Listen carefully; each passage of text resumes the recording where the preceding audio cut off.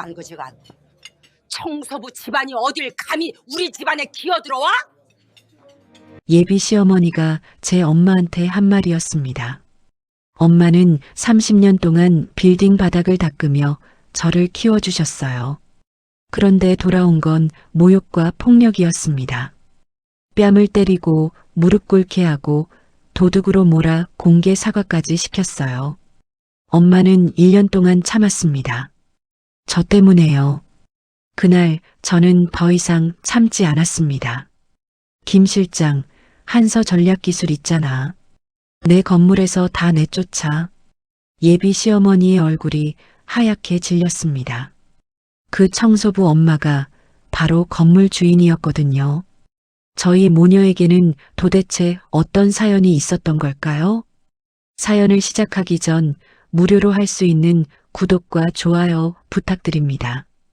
어디서 듣고 계신지 댓글을 남겨주시면 그곳으로 행운이 닿을 수 있도록 염원하겠습니다.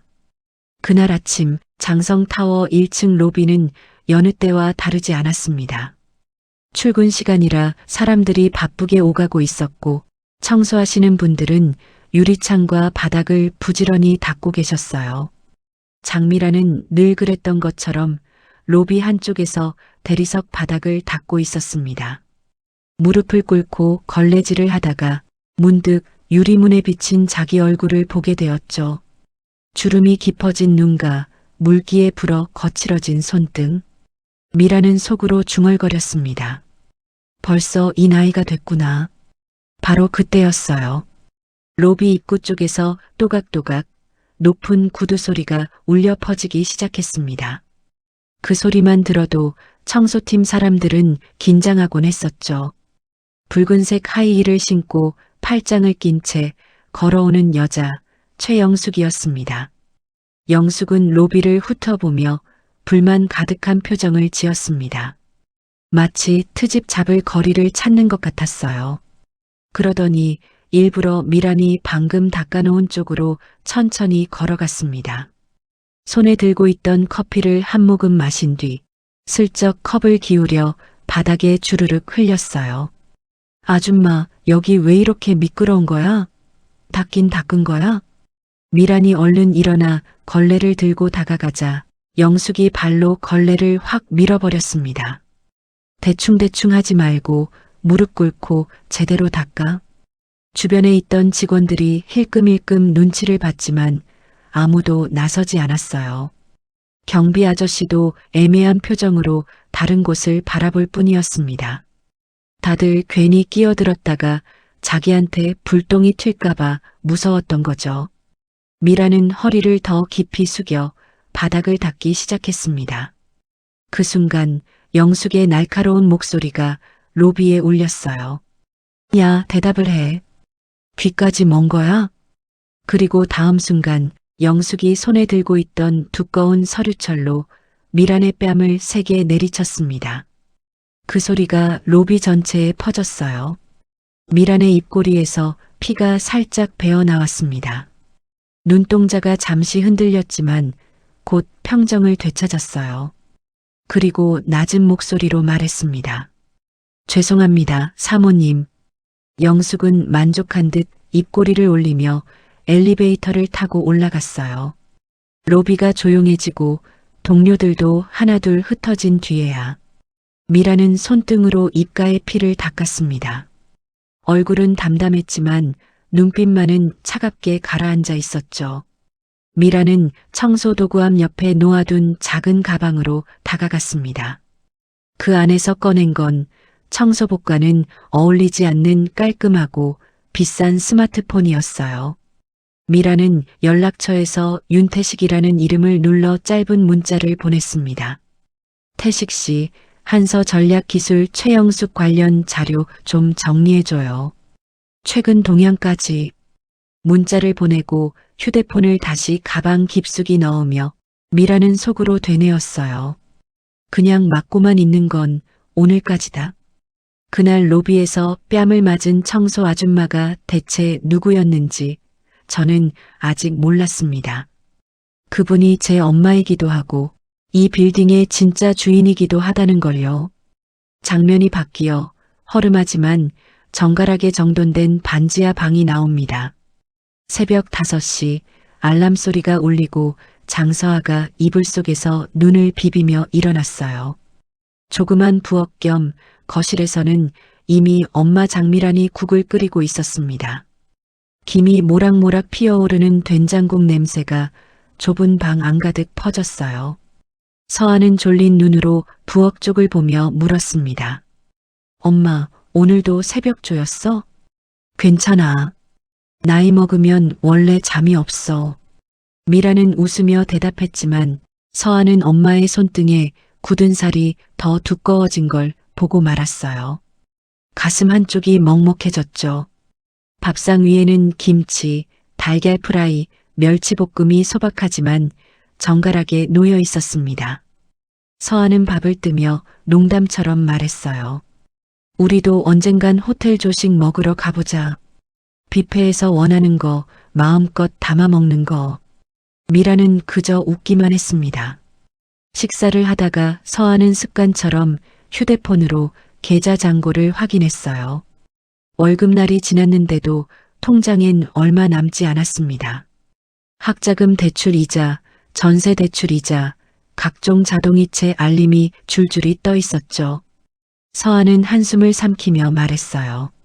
엄마, 나 승진하면 진짜 첫 월급으로 엄마 여행 보내줄게. 하지만 속으로는 다른 생각이 스쳤습니다. 내가 결혼이라도 잘해야 이 생활이 끝나지 않을까? 미라는 조용히 딸의 표정을 살폈어요. 뭔가 복잡한 생각을 하고 있다는 걸 알 수 있었습니다. 미란이 슬쩍 말을 꺼냈어요. 좋은 사람 만나면 좋지. 근데 사람 무시하는 집안은 가지 마라. 서아는 그 말에 몇 달 전 소개받은 남자친구 한도윤을 떠올렸습니다. 인품 좋고 든든한 사람이었어요. 다만 그의 집안이 장성타워 입주사, 한서전략기술의 실질 오너라는 게 늘 마음에 걸렸죠. 식사를 마치고 서아가 출근 준비를 하는 사이 미라는 방 한켠 옷장 밑에서 작은 상자를 꺼냈습니다. 상자 안에는 오래된 흑백 사진과 함께 장성 시럽이라는 로고가 찍힌 낡은 명찰이 들어 있었어요. 미라는 그 명찰을 손가락으로 조용히 쓸어보다가 다시 상자 안에 넣어 깊숙이 숨겼습니다. 서아는 그 모습을 보지 못했어요. 출근 직전 서아가 말했습니다. 엄마, 오늘은 일찍 들어와. 저녁에 도윤이랑 얘기 좀 해야 돼. 미라는 의미심장한 눈빛으로 대답했어요. 그래. 그 집이 어떤 집인지 나도 궁금하네. 서아가 먼저 문을 나서고 조금 뒤 미란도 청소복이 든 에코백을 들고 집을 나섰습니다. 골목길을 함께 걷다가 갈림길에서 두 사람은 각자 다른 방향으로 갈라졌어요. 서아는 버스 정류장 쪽으로, 미라는 장성타워 쪽으로. 그날 아침까지만 해도 저는 우리가 그냥 조금 가난하지만 평범한 모녀라고만 생각했습니다. 하지만 엄마는 그보다 훨씬 많은 비밀을 품고 있었어요. 그 낡은 명찰에 적힌 장성 시럽이라는 이름이 무엇을 의미하는지 저는 아직 알지 못했습니다. 시청 사무실, 점심시간이 다가오고 있었습니다. 서아는 오전 내내 민원 전화에 시달리느라 정신이 없었어요. 겨우 수화기를 내려놓자 옆자리 동료가 장난스럽게 말을 걸었습니다. 야, 요즘 얼굴이 좋아졌다? 혹시 남자 생겼어? 서아는 쑥스러운 듯 웃으며 휴대폰을 꺼내 한도윤과 함께 찍은 사진을 살짝 보여줬어요. 동료들이 눈을 동그랗게 뜨며 말했죠. 어머, 완전 잘생겼잖아. 이거 사기 결혼 아니야? 서아는 괜히 얼굴이 붉어졌습니다. 점심시간 회사 근처 카페에서 서아와 도윤이 마주 앉았어요. 도윤은 커피를 한 모금 마신 뒤 조심스럽게 말을 꺼냈습니다. 서아야, 우리 집에 한번 밥 먹으러 오지 않을래? 엄마가 널 한번 보고 싶다고 하셔서. 서아의 손이 멈췄습니다. 상견례라는 단어가 머릿속을 스쳤어요. 가슴이 두근거리면서도 한편으로는 불안했습니다. 겉으로는 웃으며 대답했어요. 벌써 상견례야? 우리 사귄 지 얼마나 됐다고. 하지만 속으로는 걱정이 밀려왔습니다. 우리 집 형편을 알면 그쪽에서 싫어하지 않을까? 도윤은 서아의 손을 가만히 잡으며 말했어요. 우리 집은 그런 거 안 따져. 부모님이 옛날에 고생 많이 하셨거든. 그래서 집안보다 사람 됨됨이를 더 보신다니까. 서아는 그 말에 조금 안심이 되면서도 마음 한구석이 여전히 무거웠습니다. 저녁 집에 돌아온 서아는 엄마 미란에게 상견례 이야기를 털어놓았어요. 미란의 표정이 잠시 굳어졌지만 곧 웃으며 대답했습니다. 그래, 한번 뵈러 가야지. 서아는 잠시 망설이다가 조심스럽게 말했어요. 근데 엄마는 그냥 안 오셔도 돼. 나 혼자 가도 되거든.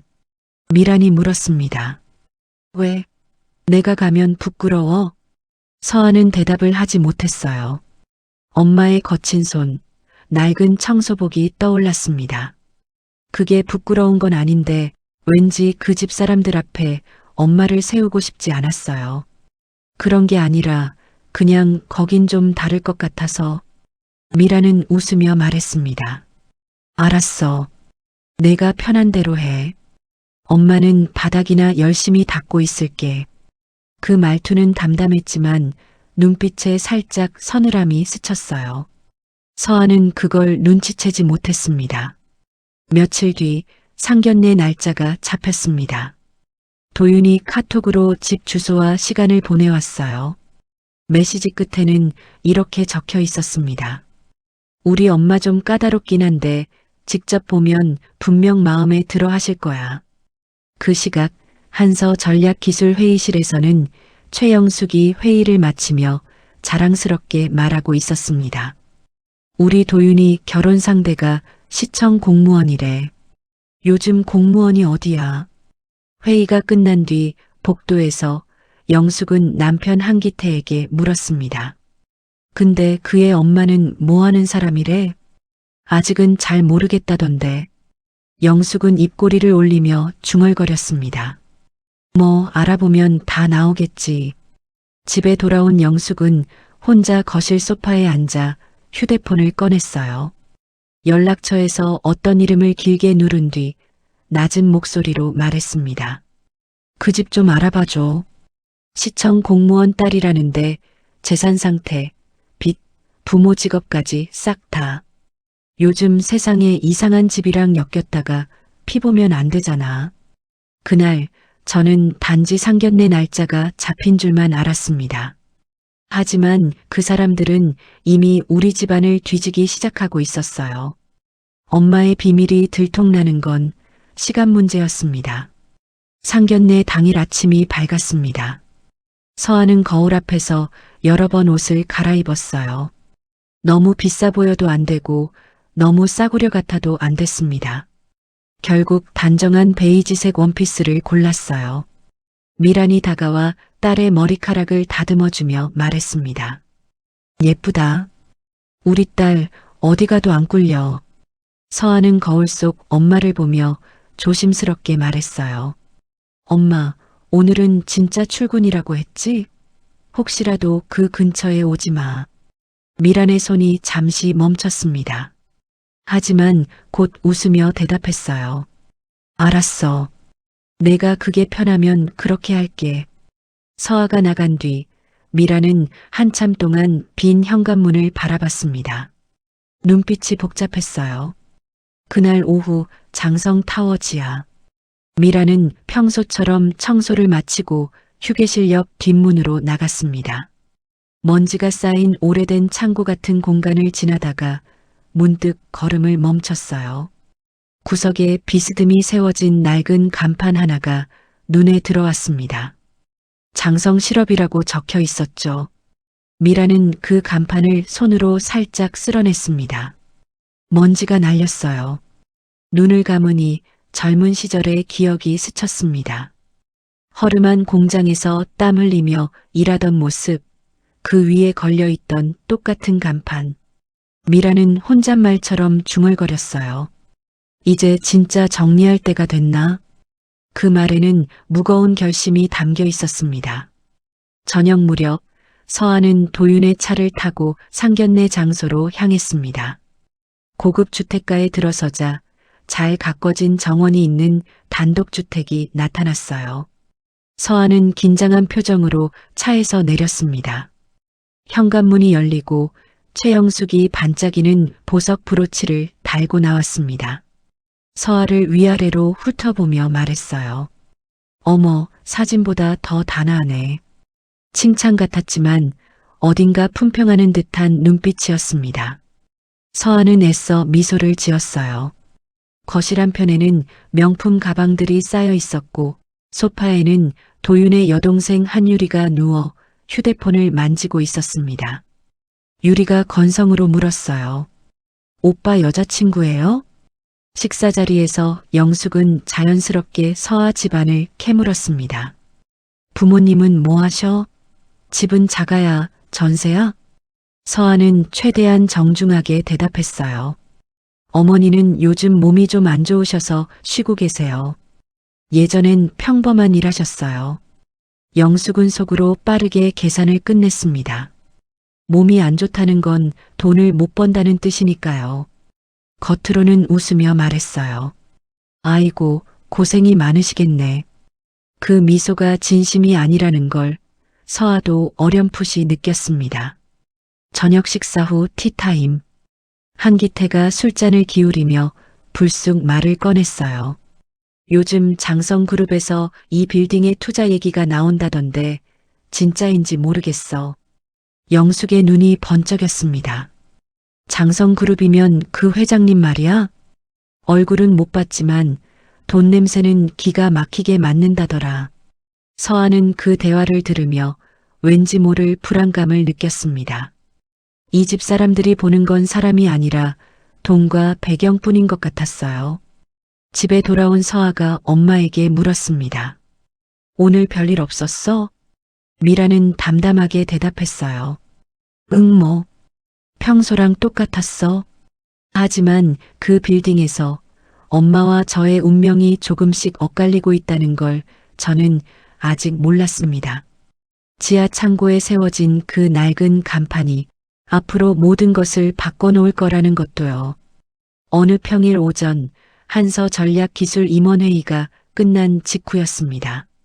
최영숙은 뭔가 기분이 상한 채로 장성타워 로비로 내려왔어요.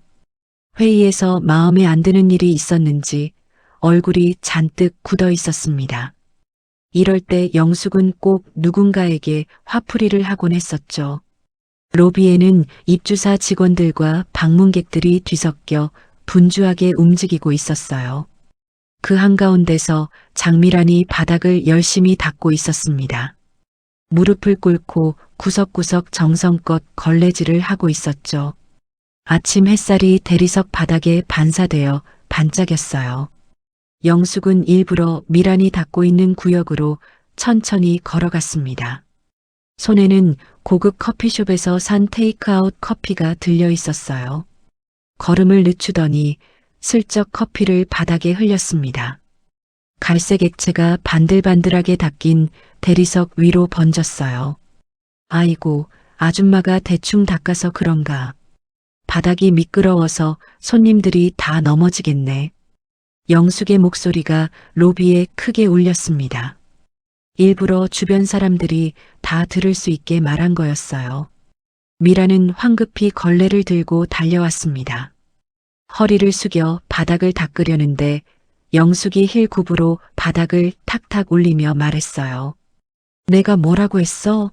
무릎 꿇고 제대로 닦으라니까. 주변에 있던 직원들이 힐끔힐끔 눈치를 봤습니다. 누군가는 휴대폰을 들었다가 다시 내려놓았어요. 괜히 찍었다가 문제가 생길까봐 두려웠던 거죠. 경비 아저씨도 모른 척 다른 곳을 바라봤습니다. 아무도 나서지 않았어요. 청소반장 박순자가 조심스럽게 다가왔습니다. 사모님, 저희가 다시 전체적으로 닦을게요. 이 언니가 무릎이 좀 안 좋아서요. 영숙은 박순자를 차갑게 훑어보며 말했어요. 그럼 당신이 무릎 꿇든가. 요즘 사람들은 다들 자존심만 세고 일을 제대로 안 하네. 그 말투에는 사람을 깔보는 기색이 역력했습니다. 박순자는 입술을 깨물었지만 더 이상 말하지 못했어요. 결국 미란이 스스로 무릎을 꿇었습니다.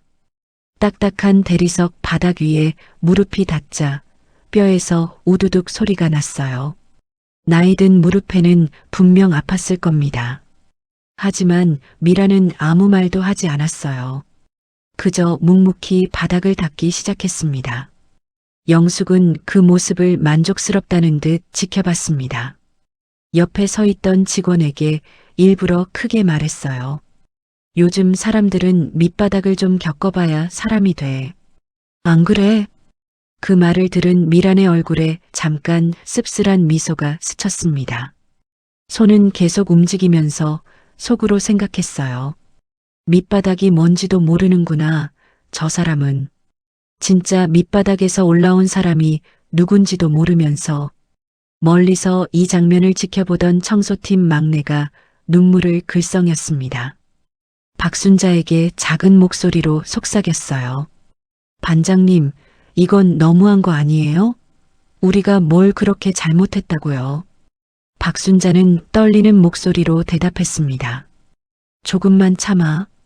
괜히 나섰다가 우리까지 잘리면 어떡해. 하지만 박순자의 주먹은 떨리고 있었어요. 분노를 억지로 삼키고 있는 게 눈에 보였습니다. 이가 갈리는 심정이었을 거예요. 한쪽에서 누군가가 멀리서 몰래 사진을 찍는 듯한 움직임이 있었습니다. 미라는 바닥을 닦으면서도 그 방향을 슬쩍 흘낏봤어요. 하지만 내색하지 않았습니다. 마치 다 보고 있다는 듯이요. 로비 유리병 너머로 서아 또래의 젊은 여자 직원들이 그 장면을 보며 수군거렸어요. 저건 좀 너무한 거 아니야? 아무리 그래도 사람한테 저러면 안 되지. 하지만 그 말도 영숙의 귀에는 닿지 않았습니다. 영숙은 붉은 구두 소리를 울리며 유유히 엘리베이터를 타고 올라갔어요. 마치 아무 일도 없었다는 듯이 로비가 다시 조용해졌습니다. 미라는 천천히 일어나 무릎에 먼지를 털었어요. 표정은 여전히 담담했지만 눈 속에는 무언가 깊은 것이 서려 있었습니다. 분노인지 결심인지 아니면 둘 다인지. 엄마는 그날 또 한 번 무릎을 꿇었습니다. 그런데 저는 엄마가 그냥 참고만 있는 줄로만 알았어요. 사실은 그 순간에도 무엇인가를 조금씩 준비하고 있었다는 걸 저는 한참 뒤에야 알게 됐습니다. 누군가 찍어둔 그 사진이 나중에 어떤 역할을 하게 될지도요. 어느 날 저녁 한도윤이 서아를 집 앞까지 데려다 주었습니다. 차 안에서 도윤이 먼저 말을 꺼냈어요. 우리 엄마가 오늘 너 괜찮다고 하시더라. 많이 마음에 드셨나 봐. 서아는 그 말을 듣고 안도하면서도 한편으로는 불안했습니다. 진짜일까? 그 차가운 눈빛으로 나를 위아래로 훑어보던 예비 시어머니가 정말 마음에 들어 했을까? 동시에 엄마의 거친 손과 낡은 청소복이 떠올랐어요. 서아의 얼굴이 굳어졌습니다. 며칠 뒤 강남의 한 카페에서 최영숙과 서아 그리고 도윤이 함께 앉아 있었습니다. 햇살이 들어오는 창가 자리였어요. 커피를 마시던 영숙이 자연스럽게 물었습니다. 어머님은 요즘 뭐하고 계셔? 서아의 가슴이 철렁 내려앉았습니다. 손에 든 컵이 살짝 떨렸어요. 하지만 애써 미소를 지으며 대답했어요. 요즘은 거의 집에 계세요. 예전에 조금 몸쓰는 일 하셨는데 몸이 안 좋아지셔서 그만두셨어요. 거짓말이었습니다. 엄마는 지금도 새벽부터 장성타워에서 바닥을 닦고 있었어요. 무릎이 아파도 허리가 쑤셔도 하루도 빠지지 않고 출근했었죠. 하지만 그 말을 차마 할 수가 없었습니다. 영숙은 고개를 끄덕이며 말했어요. 그래, 몸이 안 좋으시다니 안 됐네. 그럼 결혼 준비할 때 도움받을 사람이 없겠다. 그 말투에는 걱정보다 계산이 담겨 있었습니다. 서아는 그걸 느꼈지만 아무 말도 하지 못했어요. 도윤은 이 대화가 불편한 뜻 커피잔만 만지작거렸습니다. 누구 편을 들어야 할지 모르는 표정이었어요. 며칠 뒤 장성타워 로비에서 뜻밖의 일이 벌어졌습니다. 미란이 청소를 마치고 휴게실로 향하다가 멀리서 서아와 영숙이 함께 있는 모습을 보게 된 거예요. 두 사람은 로비 한쪽 소파에 앉아 이야기를 나누고 있었습니다. 영숙의 목소리가 희미하게 들려왔어요. 어머님이 청소 일하신다던데 지금은 안 하셔? 미란의 걸음이 멈췄습니다. 심장이 쿵 내려앉는 것 같았어요. 숨을 죽이고 들었습니다. 서아가 대답하는 소리가 들렸어요. 아니에요. 예전에 잠깐 하신 거고 지금은 안 하세요. 몸도 안 좋으시고요. 그 순간 미란의 가슴에 날카로운 것이 박히는 것 같았습니다. 딸의 입에서 청소라는 단어가 도련해지듯 사라지는 걸 느꼈어요. 마치 엄마라는 존재 자체를 지워버리는 것처럼요. 멀리서 그 장면을 바라보던 미란은 잠시 걸음을 멈추고 서 있었습니다. 표정은 담담했지만 눈빛이 흔들렸어요. 손에 든 걸레가 축 늘어졌습니다. 아프다는 말 한마디 하지 않았지만 그 침묵이 더 무거웠어요.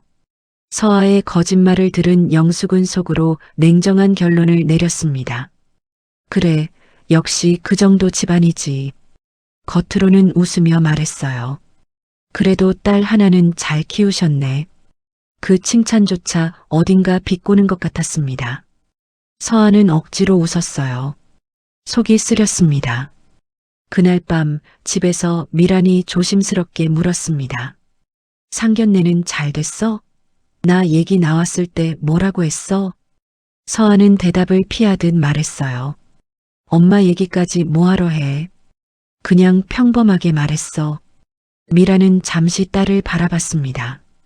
로비에서 들었던 말이 귓가에 맴돌았어요. 뭔가 더 묻고 싶었지만 입을 다물었습니다. 그래, 내가 부끄럽지 않으면 됐다. 그 말은 담담했지만 서운함이 목까지 차올라 겨우 삼킨 것 같았습니다. 서아는 그걸 눈치채지 못했어요. 아니, 눈치채고 싶지 않았는지도 몰라요. 그날 밤 서아는 침대에 누워 도윤과의 카톡을 보며 뒤척였습니다. 나도 이제 좀 떳떳해지고 싶다는 생각과 엄마를 지워버린 죄책감 사이에서 잠이 오지 않았어요. 천장을 바라보며 한숨을 쉬었습니다. 그날 저는 제 입으로 엄마를 지워버렸습니다. 평생 나를 위해 무릎 꿇고 바닥을 닦아온 엄마를 단 한마디로 없는 사람 취급해버린 거예요. 나중에 그 말이 엄마에게 얼마나 깊은 상처였는지 알게 됐을 때 저는 이미 너무 멀리 와버린 뒤였습니다. 되돌리고 싶어도 되돌릴 수 없는 말이 있다는 걸 그때는 몰랐어요. 월급날이 막 지난 어느 날이었습니다. 장성타워 상가층에서 일하던 젊은 남자 직원이 있었어요. 25살쯤 되어 보이는 아직 얼굴에 어린 티가 남은 청년이었습니다. 이름은 김민수. 그는 창고 구석에 혼자 앉아 휴대폰을 들여다보고 있었어요. 화면에는 독촉 문자가 가득 떠 있었습니다. 아버지 병원비 이번 달 납부 기한이 지났습니다. 학자금 대출 연체 안내드립니다. 다음 주까지 납부하지 않으면 신용등급 하락 조치가 진행됩니다. 청년의 손이 떨렸어요. 눈앞이 캄캄했습니다. 한숨이 절로 나왔어요. 아버지는 3개월째 병원에 입원해 계셨습니다. 어머니는 돌아가신 지 오래됐고 형제도 없었어요. 청년 혼자 모든 걸 감당해야 했습니다. 월급은 병원비에 다 들어갔고 생활비는 대출로 버티고 있었죠. 더 이상 버틸 곳이 없었어요. 그날 오후 청년은 한서 전략기술 사무실 앞을 지나가다가 탕비실 안을 보게 됐습니다. 테이블 위에 고급 시계가 놓여 있었어요. 누군가 손 씻다가 벗어놓고 간 것 같았습니다. 반짝이는 금속 테두리가 형광등 불빛 아래서 빛났어요. 청년은 멈춰 섰습니다. 저걸 팔면 아버지 병원비 일부라도 막을 수 있지 않을까? 나쁜 생각인 걸 알았지만 머릿속이 복잡해졌어요. 주변을 둘러봤습니다. 복도에 아무도 없었어요. 청년은 떨리는 손으로 탕비실에 들어가 시계를 집어 주머니에 넣었습니다. 심장이 미친 듯이 뛰었어요. 손바닥에 땀이 흥건했습니다. 그리고 황급히 그 자리를 빠져나왔어요. 하지만 청년은 몰랐습니다. 복도 모퉁이에 서서 이 모든 과정을 지켜보고 있던 사람이 있었다는 거요. 바로 최영숙이었습니다. 영숙은 아무 말도 하지 않았어요. 그저 입꼬리를 살짝 올리며 조용히 뒤돌아섰습니다. 마치 좋은 카드가 손에 들어온 것처럼요. 눈빛이 차갑게 빛났습니다. 그날 오후 시계 분실 소동이 시작됐습니다. 한서 전략기술 사무실이 발칵 뒤집혔어요. 직원들이 웅성거리며 여기저기 찾아다녔습니다. 영숙은 일부러 더 크게 떠들었어요. 이 빌딩 청소 인력 관리가 엉망이야. 아무나 드나들게 해놓으니 이런 일이 생기지. 보안실에서 CCTV를 돌려봤지만 탕비실 안쪽 구석은 카메라 사각지대였어요. 도난 장면이 제대로 찍히지 않았습니다. 영숙이 혀를 차며 말했어요. 역시나 이런 데가 문제야. 보안이 이게 뭐야? 회의실 한쪽에서 시계를 훔친 청년 김민수는 얼굴이 새파랗게 질려 떨고 있었습니다. 어떻게 해야 할지 몰랐어요. 지금이라도 시계를 돌려놓을까? 아니면 자수를 할까? 머릿속이 새하얘졌습니다. 그때 영숙이 조용히 그를 불렀어요. 김민수 씨 맞지? 잠깐 나랑 얘기 좀 할까? 별도 공간으로 청년을 데려간 영숙은 낮은 목소리로 말했습니다. 내가 다 봤어. 내가 시계 가져가는 거. 청년의 얼굴이 하얗게 변했습니다. 다리가 후들거렸어요. 눈물이 차올랐습니다. 울먹이며 말했어요. 죄송합니다. 제가 잘못했어요. 다시 돌려놓을게요. 아버지 병원비 때문에 정신이 없었어요. 제발 한 번만 봐주세요. 하지만 영숙은 냉정하게 고개를 저었습니다. 이미 늦었어.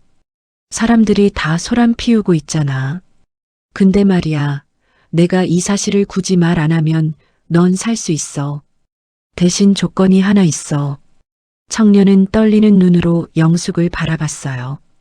영숙의 입가에 차가운 미소가 떠올랐습니다. 우리가 누구를 탓할지 같이 정하자는 거야. 영숙은 청소팀 라커룸 위치와 근무 패턴을 알려주기 시작했습니다. 그러면서 말했어요.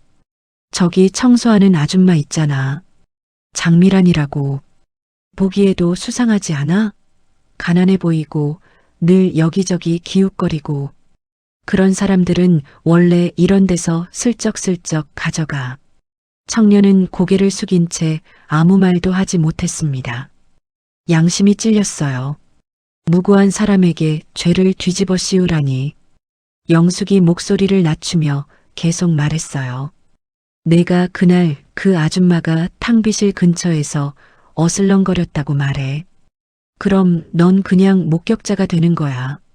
안 그러면 넌 혼자 도둑놈 되는 거고, 경찰에 넘겨지고 직장 잘리고 평생 정과자로 살아야 해. 선택해. 청년의 눈에서 눈물이 흘러내렸습니다. 아버지 얼굴이 떠올랐어요. 병원 침대에 누워 계신 아버지. 여기서 잘리면 병원비를 어떻게 감당하지? 머릿속이 복잡하게 엉켰습니다. 결국 청년은 고개를 끄덕였어요. 네, 알겠습니다. 그 목소리는 완전히 무너진 사람의 것이었습니다. 영숙은 만족한 듯 미소 지었어요. 같은 시각 영숙은 보안팀장에게 지시했습니다. 청소팀 쪽 라커룸도 확인해봐요. 그런 사람들 습관적으로 남의 물건 손 떼는 경우 많잖아요. 몇 시간 뒤 청소팀 사물함 수색이 시작됐습니다. 청소팀 직원들이 당황하며 웅성거렸어요. 박순자가 앞으로 나섰습니다. 이건 사생활 침해 아닙니까? 영장도 없이 이러면 안 되잖아요. 하지만 보안팀은 말했어요. 윗선 지시입니다. 협조해 주세요.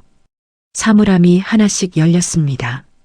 그리고 미란의 사물함 근처에서 작은 주머니가 발견됐어요. 그 안에서 문제의 시계가 나왔습니다. 영숙이 청년에게 시켜서 미리 넣어둔 거였어요. 모두의 시선이 미란을 향했습니다.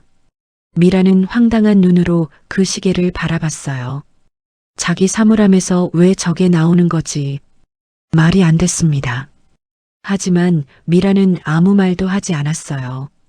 서아와 영숙, 도윤의 얼굴이 떠올랐습니다. 여기서 난리를 치면 딸의 결혼이 깨질지도 모른다. 그 생각에 입술만 꽉 깨물었습니다. 박순자가 소리쳤어요. 아니에요. 이 언니가 그런 사람 아니에요. 분명히 뭔가 잘못된 거예요. 하지만 영숙이 앞으로 나서며 말했습니다. 조용히 해요, 반장님. 지금은 감정이 아니라 증거가 중요한 자리예요. 미라는 고개를 숙인 채 서 있었습니다. 억울했지만 딸을 위해 참기로 했어요. 그게 엄마의 선택이었습니다. 엄마는 아무 말도 하지 않았습니다. 그 침묵이 저를 지키기 위한 것이었다는 걸 저는 한참 뒤에야 알게 됐어요. 누군가는 그 침묵을 죄를 인정한 거라고 생각했겠지만 사실은 그게 아니었습니다. 엄마는 모든 걸 참으면서 속으로 무언가를 준비하고 있었어요. 그리고 그 준비가 완성되는 날 모든 게 뒤집힐 거라는 걸 아무도 몰랐습니다. 시계가 미란의 사물함에서 발견된 다음 날 아침이었습니다. 장성타워는 이미 소문으로 들끓고 있었어요. 청소 아줌마가 시계 훔쳤대. 역시 그런 사람들은 믿으면 안 돼. 가난한 사람들은 다 저런 거야. 그런 말들이 층마다 퍼져나갔습니다. 누가 먼저랄 것도 없이 소문은 빠르게 번졌어요. 최영숙은 이 상황을 즐기는 것 같았어요. 아침 일찍 출근해서 보안팀장과 관리사무소 소장을 불러 압박했습니다. 이런 일은 조용히 처리하면 안 돼요. 다시는 이런 일 없게 본보기를 세워야지. 공개 사과 자리를 만들어요. 모든 사람이 보는 앞에서. 출근 시간대 로비. 아침 9시가 조금 넘은 시각이었어요. 직원들과 입주사 사람들이 오가며 분주한 가운데 관리소장이 마이크를 잡고 사람들을 모았습니다. 어제 발생한 도난 사건과 관련해서 잠시 말씀드릴 게 있습니다. 시간 되시는 분들은 잠깐만 들어주세요. 청소팀 직원들이 로비 한쪽에 줄지어 서 있었어요. 낡은 청소복을 입은 중년 여성들이 불안한 표정으로 서 있었습니다. 미라는 그 사이에서 고개를 푹 숙이고 있었어요. 어젯밤 한숨도 못 잔 얼굴이었습니다. 박순자가 미란의 손을 꽉 잡으며 작은 목소리로 말했어요. 언니, 우리가 봤잖아. 언니가 그런 사람 아니라는 거. 힘내. 우리가 다 알아. 미라는 대답 대신 쓸쓸히 웃었습니다. 고맙다는 말이 목까지 차올랐지만 나오지 않았어요.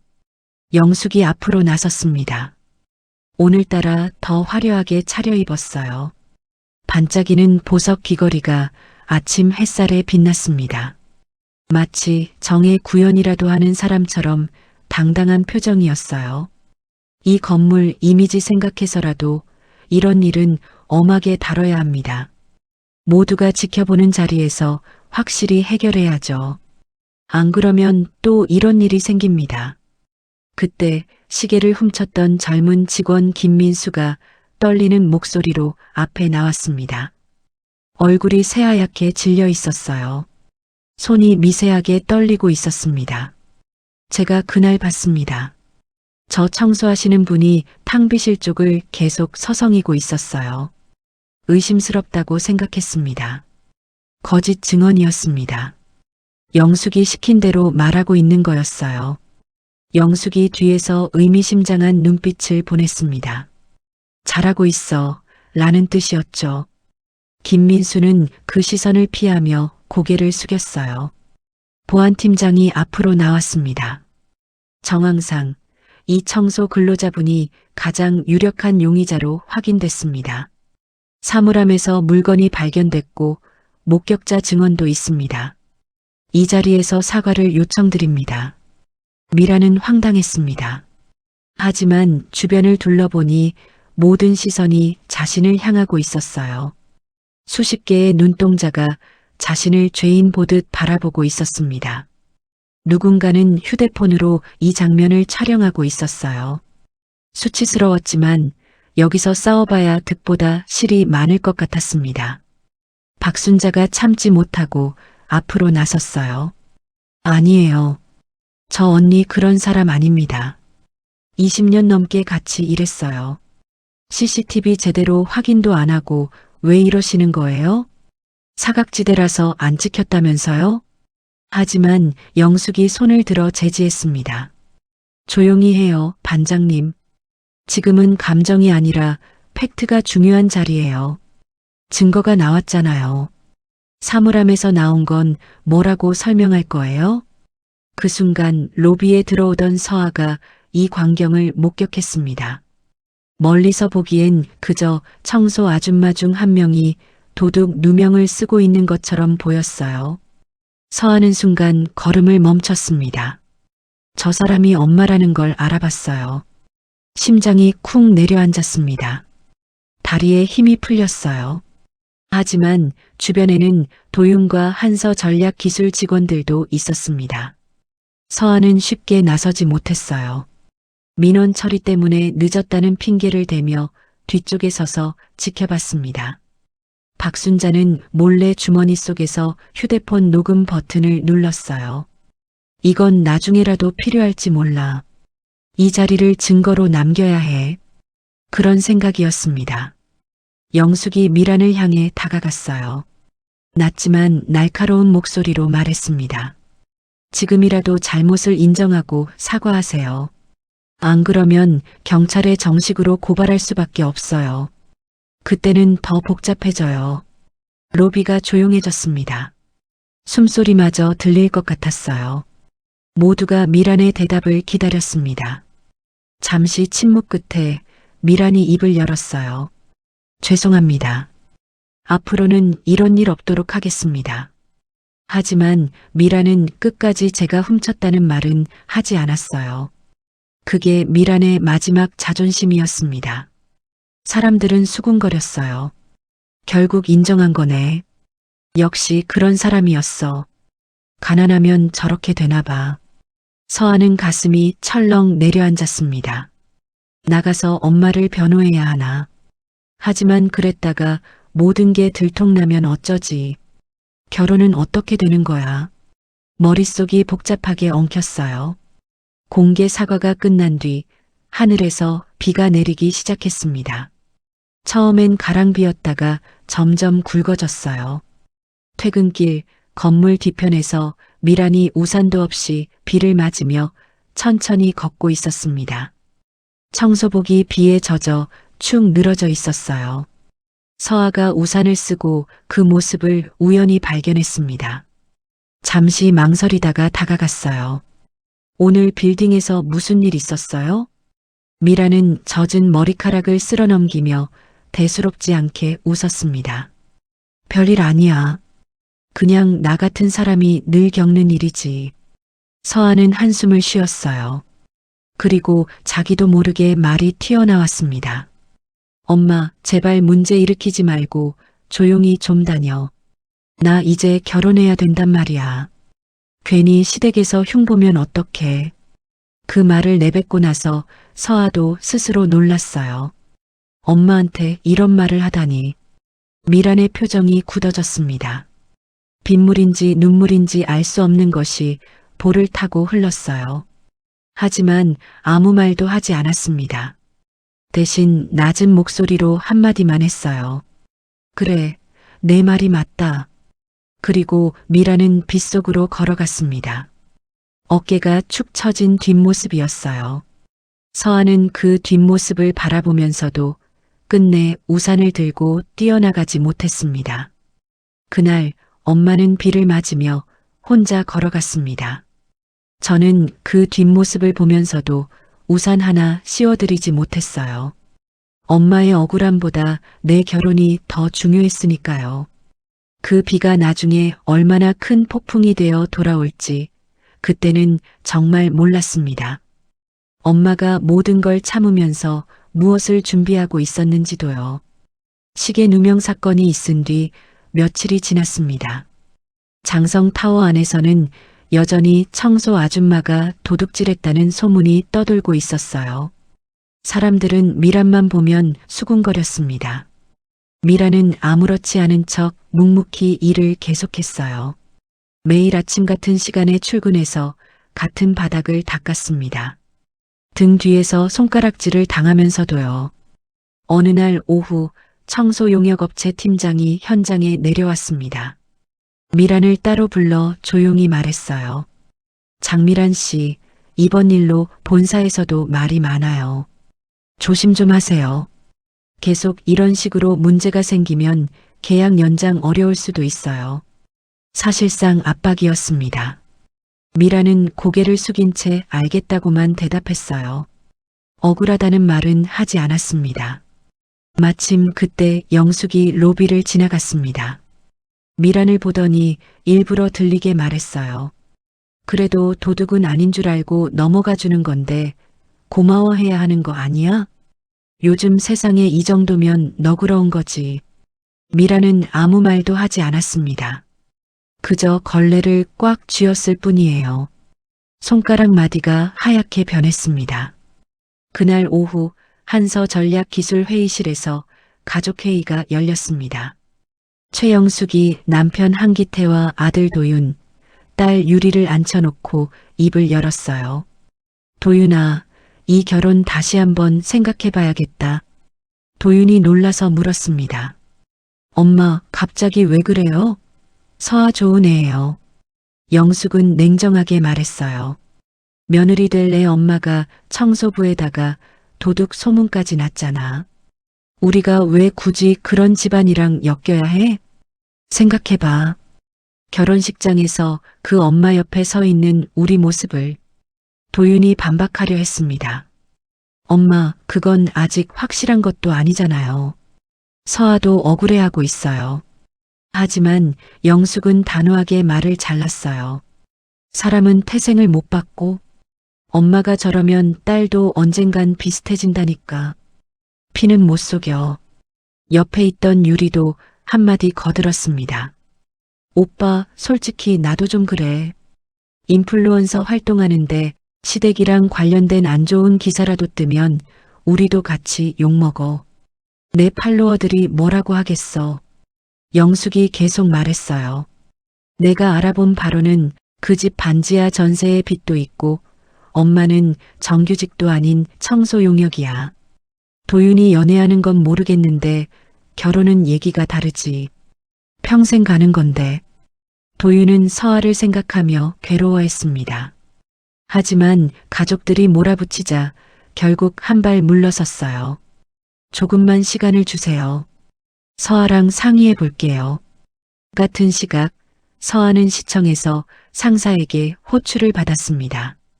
사무실로 들어가자 상사가 의미심장한 표정으로 말했어요. 장서아 씨, 최근에 민원인들 사이에서 내 이름이 오르내린다는 얘기가 있어. 서아는 당황했습니다. 무슨 말씀이세요? 제가 무슨 잘못을 했나요? 상사가 설명했어요. 어디선가 너에 대한 익명 제보가 들어왔더라고. 가족이 도덕적으로 문제가 있다느니 결혼 문제로 이해관계가 꼬여 있다느니 하는 내용이야. 서아는 얼굴이 하얗게 질렸습니다. 심장이 쿵쿵 뛰었어요. 해명하려 했지만 상사가 먼저 말했습니다. 나는 널 믿어. 근데 공무원은 사적인 문제 때문에 시비가 걸리면 곤란하다는 거 알지? 조심해. 묵직한 경고였습니다. 서아는 억울하고 화가 났지만 아무 말도 할 수 없었어요. 그날 저녁 고급 레스토랑에서 영숙과 유명 시의원 부인이 식사를 하고 있었습니다. 샴페인 잔을 기울이며 영숙이 자연스럽게 말을 꺼냈어요. 우리 며느리 될 애가 시청에 다니더라고요. 근데 그 집안이 좀 그래요. 청소일하는 집인데 요즘은 그런 집에서도 공무원 시험 쳐서 들어가나 봐요. 혹시 문제 생기면 시민들이 뭐라고 하겠어요. 시의원 부인이 웃으며 넘겼지만 이후에 시청 고위 간부에게 전화를 넣었습니다. 인사 검증 한번 해보라고요. 도덕성 검증이라는 명목으로. 한 통의 전화가 한 사람의 인생을 뒤흔들 수 있다는 걸 서아는 아직 몰랐어요. 그날 저는 알지 못했습니다. 예비시댁이 엄마를 넘어서 제 직장과 인생까지 건드리기 시작했다는 걸요. 고작 결혼 한번 잘해보겠다고 했던 선택이 제 삶 전체를 흔들기 시작한 겁니다. 집에 돌아온 서아는 침대에 누워 천장을 바라봤습니다. 머릿속이 복잡했어요. 엄마 때문에 직장까지 위험해지다니 화가 났습니다. 하지만 그 화가 누구를 향한 것인지는 스스로도 알 수 없었어요. 그리고 엄마는 이 모든 걸 알면서도 아직 아무 말도 하지 않고 있었습니다. 때를 기다리고 있었던 거죠. 하지만 저는 그때 엄마가 왜 침묵하는지 전혀 이해하지 못했어요. 엄마의 침묵 뒤에 숨겨진 진짜 이유를 알게 되기까지는 아직 시간이 더 필요했습니다. 며칠 뒤 서아는 인사팀으로부터 공식 호출을 받았습니다. 익명 민원이 들어와서 관련 사실 확인이 필요하다는 통보였어요. 서아는 가슴이 철렁 내려앉았습니다. 손이 떨려서 휴대폰을 제대로 잡을 수가 없었어요. 인사위원회 회의실 앞에 서류를 쌓아둔 간부들이 앉아 있었습니다. 서아는 긴장한 얼굴로 그 앞에 앉았어요. 손바닥에 땀이 흥건했습니다. 심장이 미친 듯이 뛰었어요. 위원 중 한 사람이 안경을 고쳤으며 물었습니다. 장서아 씨, 가족 중에 범죄나 도덕적 문제로 사회적 물의를 일으킨 사람이 있습니까? 솔직하게 대답해 주세요. 서아는 시계 도난 사건을 떠올렸습니다. 하지만 단호하게 대답했어요. 아닙니다. 그런 적 없습니다. 또 다른 위원이 서류를 넘기며 말했습니다. 최근 장성타워에서 청소 근로자로 일하는 당신의 어머니가 도난 사건의 중심에 섰다는 민원이 있습니다. 민원 내용을 일부 읽어드리겠습니다. 서아는 얼굴이 하얗게 질렸습니다. 목소리가 떨렸어요. 그건 아직 확정된 것도 아니고 저희 어머니는 그런 분이 아닙니다. 누명입니다. 위원장이 서류를 내려놓으며 말했습니다. 그래서 우리가 사실을 확인하는 겁니다. 하지만 공무원은 가족 문제도 조심해야 해요. 언론에라도 나오면 시 전체가 욕을 먹습니다. 이해하시죠? 서아는 모욕감과 억울함을 느꼈지만 결국 조사에 성실히 임하겠다는 말밖에 할 수 없었어요. 회의실을 나오는 발걸음이 휘청거렸습니다. 눈앞이 캄캄했어요. 퇴근 후 서아는 장성타워 보안실을 찾아갔습니다. 보안팀장을 붙잡고 물었어요. 혹시 시계 도난 사건 CCTV 다른 각도 영상은 없나요? 어머니 누명을 벗길 수 있는 거라면 뭐든지요. 하지만 보안팀장은 고개를 저으며 말했습니다. 이미 상부에서 정리된 일입니다. 자료는 일정 기간 지나면 자동으로 삭제돼요. 더 이상 캐묻지 마세요. 저도 어려워요. 서아는 더 이상 나아갈 수 없었습니다. 막다른 골목에 몰린 기분이었어요. 집에 돌아와 보니 테이블 위에 따끈한 반찬들이 놓여 있었습니다. 된장찌개, 계란말이, 시금치나물. 엄마가 해놓은 음식들이었어요. 김이 모락모락 피어오르는 걸 보니 얼마 전에 만들어 놓은 것 같았습니다. 그 옆에 미란의 필체로 쓴 쪽지가 하나 있었어요. 서아야, 엄마 잠깐 시골에 다녀올 일이 있어. 요즘 너까지 힘들게 해서 미안하다. 엄마 일은 신경 쓰지 말고 너 앞가림 잘해라. 엄마가. 서아는 쪽지를 손에 쥔 채 멍하니 서 있었습니다. 시골이라니. 엄마한테 시골에 갈 일이 뭐가 있지. 친척도 없는데. 갑자기 시골? 무슨 시골? 황급히 휴대폰을 꺼내 전화를 걸었지만 전원이 꺼져 있다는 안내음만 나왔어요. 몇 번을 다시 걸어도 마찬가지였습니다. 문자를 보내도 읽지 않았어요. 서아는 불안해졌습니다. 엄마가 어디로 간 거지? 왜 갑자기 연락을 끊은 거지? 설마 무슨 일이 생긴 건 아니겠지? 머릿속이 복잡하게 엉켰어요. 그날 밤 서아는 경찰청 홈페이지에서 실종 신고 안내를 찾아봤습니다. 엄마 사진을 올릴까 말까 손가락이 신고 버튼 위에서 몇 번이나 떨렸어요. 하지만 망설여졌습니다. 엄마가 일부러 잠시 떠난 걸 수도 있잖아. 시끄럽게 만들었다가 더 문제가 커지면 어쩌지. 시댁에서 알면 어떡해. 도윤이한테 뭐라고 설명하지. 결국 서아는 신고 버튼을 누르지 못했습니다. 침대에 누워 천장을 바라봤어요. 눈물이 볼을 타고 흘러내렸습니다. 서아는 혼잣말처럼 중얼거렸어요. 엄마, 제발 아무데도 가지 말고 그냥 다시 집에 와줘. 내가 잘못했어. 엄마한테 너무 못되게 굴었어. 결혼 때문에 엄마를 부끄러워했어. 미안해. 하지만 대답은 없었습니다. 빈집은 조용하기만 했어요. 식탁 위에 음식만 식어가고 있었습니다. 그날 밤 저는 엄마를 놓쳤습니다. 그리고 며칠 뒤 엄마가 어떤 이름으로 세상 앞에 서게 될지 상상도 못한 채 밤새 뒤척이기만 했어요. 청소 아줌마였던 엄마가 사실은 전혀 다른 사람이었다는 걸 알게 되기까지는 아직 조금 더 시간이 필요했습니다. 새벽 3시가 넘어서야 겨우 잠이 들었어요. 꿈속에서 엄마가 비를 맞으며 걸어가는 뒷모습이 보였습니다. 부르고 또 불렀지만 엄마는 돌아보지 않았어요. 그 꿈에서 깨어났을 때 베개가 젖어 있었습니다. 다음 날 아침 서아는 무거운 발걸음으로 출근했습니다. 엄마 생각에 업무가 손에 잡히지 않았어요. 그리고 그날 예상치 못한 편지 한 통이 서아를 기다리고 있었습니다. 장성그룹이라는 로고가 찍힌 두툼한 봉투였어요. 그 편지가 모든 것을 바꿔놓을 거라는 걸 서아는 아직 몰랐습니다. 서아가 받은 편지는 장성그룹이라는 로고가 선명하게 찍힌 두툼한 봉투였습니다. 손이 떨렸어요. 무슨 내용일까? 혹시 엄마한테 무슨 일이 생긴 건가? 조심스럽게 봉투를 열었습니다.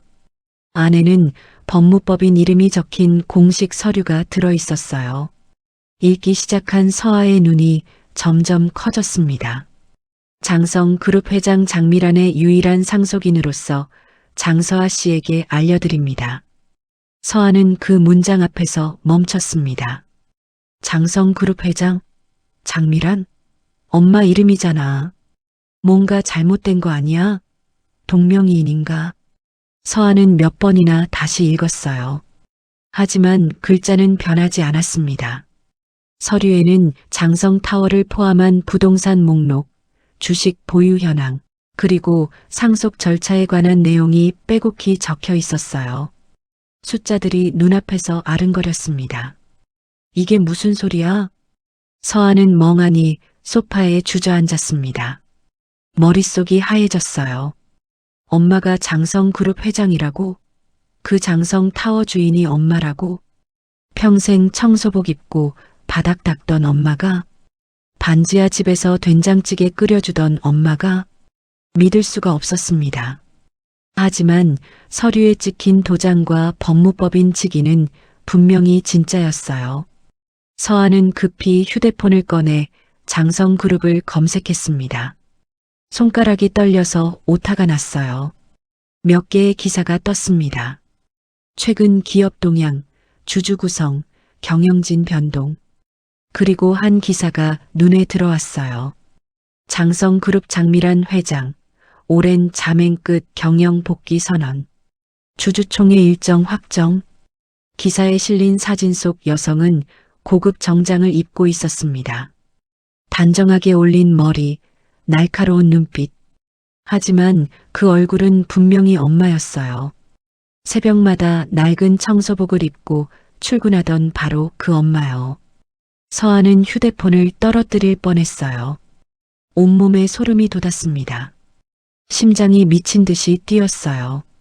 엄마가 왜 회장이야? 왜 이런 걸 숨겼어? 왜 나한테 아무 말도 안 했어? 서아의 머릿속에 지난 일들이 파노라마처럼 스쳐 지나갔습니다. 반지하 집, 새벽 출근, 시계 누명, 공개 사과, 그리고 엄마를 부끄러워했던 자신의 모습까지요. 예비 시어머니 앞에서 엄마가 청소 일을 안 한다고 거짓말했던 그날도요. 서아는 갑자기 숨이 막히는 것 같았습니다. 내가 엄마한테 뭐라고 했지? 문제 일으키지 말라고 했잖아. 결혼 때문에 조용히 하라고 했잖아. 비 오는 날 우산도 안 씌워줬잖아. 눈물이 볼을 타고 흘러내렸습니다. 부끄러움과 미안함이 한꺼번에 밀려왔어요. 가슴이 터질 것 같았습니다. 서아는 다시 서류를 읽었어요. 그 중에 주주총회 개최 일시라는 항목이 있었습니다. 장성그룹 임시 주주총회. 내일 오후 2시. 장성타워 대회의실. 내일이었습니다. 서아는 깨달았어요. 엄마가 이 자리에 나타날 거라는 걸요. 청소부가 아닌 장성그룹 회장으로요. 서아는 눈물을 닦고 일어섰습니다. 가야 했어요. 그 자리에 가서 엄마를 직접 봐야 했습니다. 밤새 뒤척이며 여러 가지 생각이 들었어요. 엄마는 왜 이렇게 살았을까? 왜 부자인 걸 숨기고 가난한 청소부로 살았을까? 서아는 그 이유를 알 것 같기도 하고 모를 것 같기도 했습니다. 그리고 한 가지 더 떠오른 게 있었어요. 최영숙, 예비 시어머니, 한서 전략기술, 그들이 장성타워에 새 들어있다는 걸요. 그 말은 엄마가 그들의 건물주라는 뜻이었습니다. 서아는 소름이 돋았어요. 그 오만하던 예비 시어머니가 엄마의 건물에서 사업을 하고 있었던 거예요. 그리고 그곳에서 엄마를 무릎 꿇리고 도둑 누명을 씌웠던 거죠. 세입자가 건물주를 그렇게 대했던 겁니다. 내일 주주총회에서 무슨 일이 벌어질지 서아는 아직 상상도 못하고 있었습니다. 하지만 한 가지는 확실했어요. 엄마가 더 이상 참지 않을 거라는 것. 그리고 그동안의 모든 굴욕에 대한 대가를 치르게 할 거라는 것. 그날 밤 저는 처음으로 엄마의 진짜 이름을 알게 됐습니다. 청소부 장미란이 아니라 장성그룹 회장 장미란. 평생 딸에게 아무것도 바라지 않았던 엄마가 사실은 모든 걸 가지고 있었던 거예요. 그 진실 앞에서 저는 너무나 작고 부끄러운 사람이 됐습니다. 주주총회 당일 오후 2시 장성타워 대회의실은 긴장감으로 가득 차 있었습니다. 한서 전략 기술 관계자들과 주요 주주들이 자리를 채우고 있었어요. 최영숙은 화려한 정장을 입고 맨 앞줄에 앉아 있었습니다. 남편 한기태 옆에서 여유로운 표정을 짓고 있었어요. 오늘 장성그룹 경영권 관련 중요한 안건이 있다더니 뭐가 나올까? 영숙이 남편에게 속삭였습니다. 한기태는 고개를 끄덕이며 대답했어요. 잘 모르겠어. 근데 우리한테는 별 상관없겠지. 우리는 세입자일 뿐이니까. 그때 회의실 문이 열렸습니다. 사람들의 시선이 일제히 그쪽을 향했어요. 문 앞에 선 여성은 고급 정장에 단정하게 올린 머리를 하고 있었습니다. 어깨를 곧게 펴고 당당하게 들어왔어요. 그녀의 뒤로 변호사들과 비서들이 따라 들어왔습니다. 영숙은 그 여성의 얼굴을 보는 순간 숨이 멎는 것 같았어요. 눈을 비비고 다시 봤습니다. 저 사람 어디서 봤지? 영숙의 얼굴이 점점 굳어졌습니다. 저 얼굴은 분명히 청소부 장미란 아닌가. 내가 무릎 꿇리고 바닥 닦게 했던 그 여자 아닌가. 회의 진행자가 마이크를 잡았습니다. 지금부터 장성그룹 임시 주주총회를 시작하겠습니다. 먼저 장성그룹 대주주이자 회장이신 장미란 회장님을 모시겠습니다. 장미란 회장. 그 말에 영숙은 얼어붙었습니다. 귀를 의심했어요. 미란이 연단에 섰습니다. 차분하고 낮은 목소리로 말했어요. 오랜만에 인사드립니다. 저는 장성그룹 회장 장미란입니다. 개인 사정으로 한동안 경영 일선에서 물러나 있었습니다. 하지만 오늘부로 다시 경영에 복귀합니다. 회의실이 웅성거렸습니다. 영숙은 손이 떨리기 시작했어요. 옆에 앉은 한기태도 당황한 표정이었습니다. 미라는 화면을 켜며 말했습니다. 그리고 오늘 한 가지 안건을 상정합니다.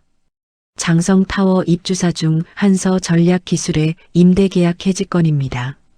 영숙은 벌떡 일어섰습니다. 잠깐만요. 이게 무슨 소리예요? 갑자기 왜 우리 회사를? 미라는 영숙을 정면으로 바라봤습니다. 눈빛이 차가웠어요. 하지만 목소리는 담담했습니다. 최영숙 씨, 저를 기억하시죠? 이 건물 로비에서 제 뺨을 때리셨잖아요. 무릎 꿇고 바닥 닦으라고 하셨고요. 도둑 누명까지 씌우셨죠. 회의실이 조용해졌습니다. 모두가 숨을 죽이고 지켜봤어요. 영숙의 얼굴이 하얗게 질렸습니다. 다리가 후들거렸어요. 입술이 바르르 떨렸습니다. 그게 아니라 저는 그냥 오해가 있었어요. 미라는 고개를 저었습니다. 오해요? 아니에요. 저는 다 기억합니다. 그리고 증거도 있어요. 미란이 손짓하자 화면에 영상이 떴습니다. 로비에서 영숙이 미란의 뺨을 때리는 장면, 무릎 꿇고 바닥 닦게 하는 장면이 고화질로 재생됐어요. 회의실 안에서 탄식이 터져 나왔습니다. 영숙은 주저앉을 것 같았어요. 한기태가 황급히 부축했습니다. 회의실 안 사람들은 수군거리기 시작했어요. 미란이 말했어요. 오늘부로 한서 전략기술과의 임대계약은 해지됩니다. 3개월 안에 퇴거해 주세요. 영숙은 비틀거리며 소리쳤습니다. 이럴 수 없어요. 우리 회사가 어떻게 되는데요? 30년 넘게 키운 회사라고요. 미라는 차갑게 대답했어요. 그건 제가 신경 쓸 일이 아니에요. 세입자가 건물주를 그렇게 대해도 된다고 생각하셨나요? 그 말에 영숙은 아무 말도 하지 못했습니다. 회의실 앞 모든 시선이 영숙을 향했어요. 그 시선들은 동정이 아니라 경멸이었습니다. 그날 저는 회의실 뒷문에서 그 장면을 지켜보고 있었습니다. 엄마가 연단에 서서 당당하게 말하는 모습을요. 평생 고개 숙이고 살았던 줄 알았던 엄마가 사실은 누구보다 강한 사람이었어요. 그리고 저는 그 엄마를 부끄러워했던 겁니다. 눈물이 멈추지 않았습니다. 엄마는 모든 걸 알면서도 참았던 거예요. 딸을 위해서. 하지만 더 이상 참지 않기로 한 거죠. 저는 그제야 깨달았어요. 엄마가 청소부로 일했던 이유를요. 그건 굴욕이 아니라 딸 곁에 있기 위한 선택이었습니다. 그리고 이제 엄마는 모든 걸 되찾으러 왔어요. 주주총회가 끝난 뒤 장성타워 곳곳에서 소문이 퍼져나갔습니다.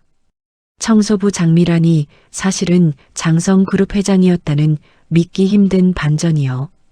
엘리베이터 안에서, 복도에서, 구내식당에서 사람들은 그 이야기를 했어요.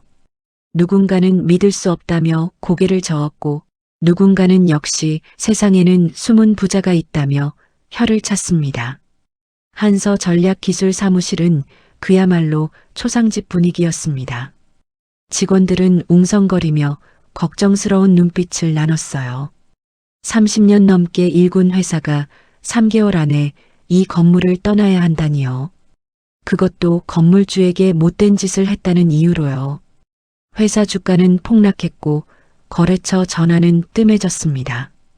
한기태는 사무실에서 머리를 감싸쥐고 있었습니다. 책상 위에는 서류들이 어지럽게 흩어져 있었어요.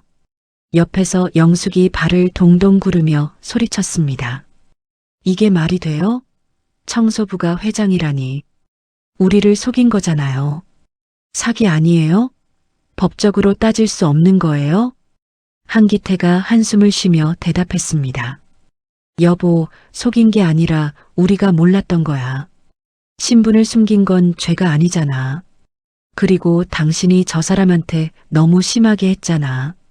뺨까지 때리고 무릎 꿇게 하고 영상까지 남아있는데 어떻게 법적으로 따져. 영숙의 얼굴이 불그락푸르락해졌어요. 그건 내가 몰랐으니까 그런 거지. 회장인 줄 알았으면 당연히 안 그랬죠. 누가 건물주한테 그래요? 한기태가 피곤한 표정으로 고개를 저었습니다. 바로 그게 문제야. 청소부라서 그렇게 대했던 거잖아. 사람 보는 눈이 신분에 따라 바뀌면 안 되는 건데 청소부라고 그렇게 대해도 되는 건 아니었어. 영숙은 말문이 막혔어요. 남편의 말에 화가 났지만 반박할 수 없었습니다. 손톱이 손바닥에 박힐 정도로 주먹을 꽉 쥐었어요. 그때 사무실 문이 열리고 도윤이 들어왔습니다. 얼굴이 창백했어요. 눈 밑에 다크서클이 짙게 내려앉아 있었습니다. 아버지, 어머니, 저 서아한테 연락이 안 돼요. 전화도 안 받고 문자도 안 읽어요. 어젯밤부터 계속 연락했는데 영숙이 눈을 부릅떴습니다. 그 애가 뭔데 연락을 안 받아? 지금 우리 집안이 어떻게 됐는지 알면서 이 상황에서 피하면 어떡해? 도윤이 힘없이 대답했어요. 어머니, 서아 어머니가 장성그룹 회장이에요. 이제 서아네가 우리보다 훨씬 위에 있는 거예요. 서아가 우리한테 뭘 빚진 게 아니잖아요. 그 말에 영숙은 할 말을 잃었습니다. 불과 며칠 전까지 자신이 무시하고 짓밟았던 사람들이 이제 자신의 운명을 쥐고 있는 셈이었어요. 세상이 뒤집힌 것 같았습니다. 같은 시각 서아는 미란의 손을 잡고 조용한 카페에 앉아 있었습니다. 창문으로 들어오는 오후 햇살이 따뜻했어요. 하지만 서아의 눈에는 눈물이 마르지 않았습니다. 엄마, 왜 말 안 했어? 왜 그 사람들한테 그렇게 당하면서도 참았어? 내가 그걸 알았으면 절대로 그 집안이랑 결혼 얘기 안 했을 거야. 미라는 딸의 손을 꼭 잡으며 말했습니다. 내가 그 집안 아들을 좋아한다고 했잖아. 눈이 반짝반짝했었어.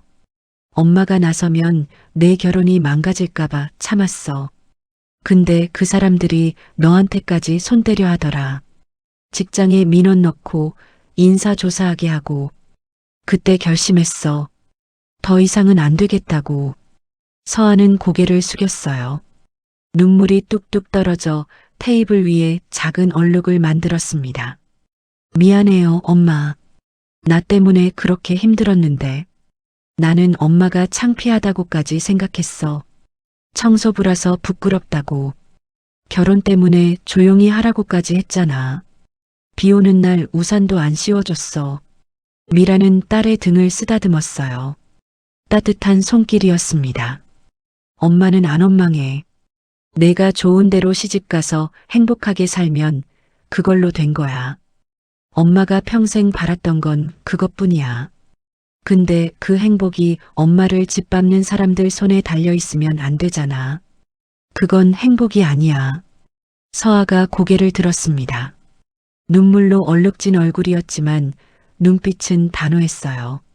엄마, 나 그 사람들이랑 결혼 안 해. 안 할 거야. 미라는 잠시 딸을 바라봤어요. 놀란 표정이었습니다. 정말? 도윤 씨 좋아한다면서? 많이 좋아한다고 했잖아. 서아가 눈물을 닦으며 말했습니다. 도윤 씨 잘못이 아닌 건 알아. 착한 사람이야. 근데 그 집안은 아니야. 사람을 신분으로 판단하고 가난하다고 짓밟는 사람들이랑은 가족이 될 수 없어. 평생 그 사람들 며느리로 살면서 엄마 생각나면 나 미쳐버릴 것 같아.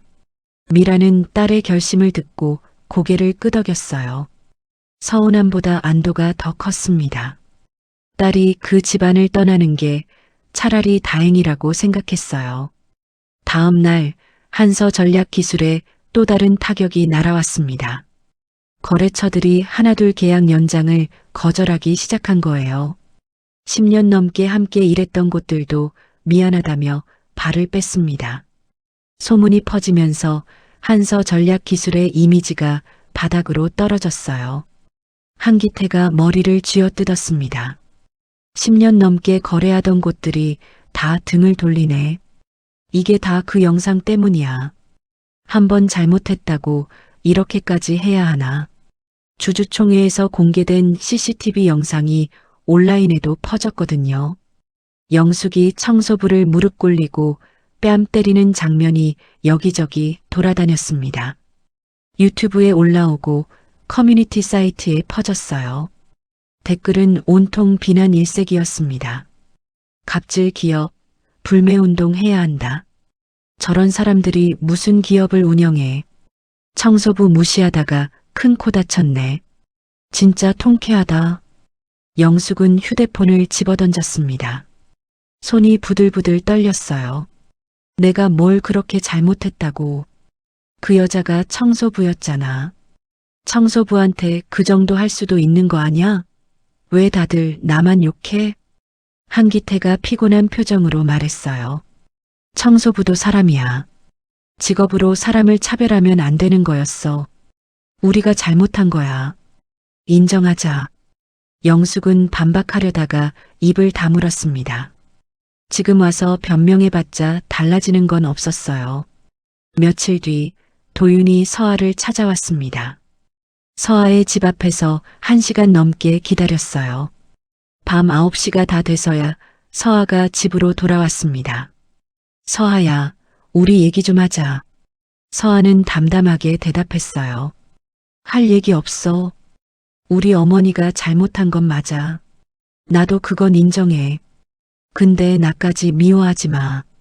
나는 진심으로 너 좋아했어. 지금도 좋아해. 서아는 잠시 도윤을 바라봤습니다.